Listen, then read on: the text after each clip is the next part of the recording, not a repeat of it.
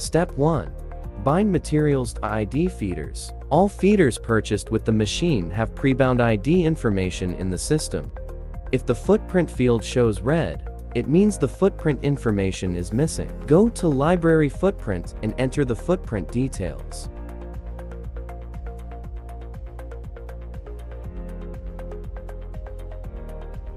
Right-click and select Modify Binding Feeder. Click Scan Front Feeder. Click Update.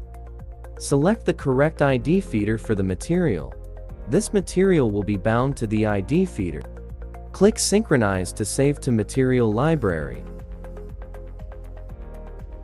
You need to set them one by one using this method. Don't forget to click Synchronize. Step 2. Define the name of each feeder. The name can be a combination of the material and footprint.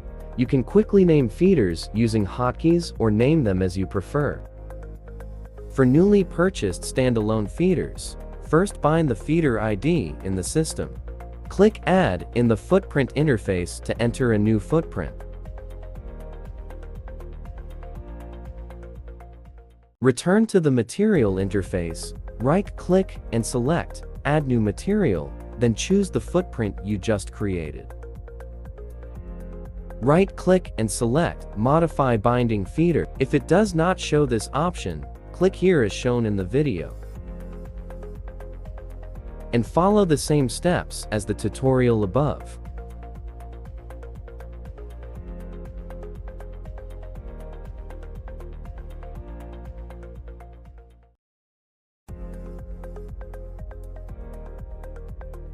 Define the name.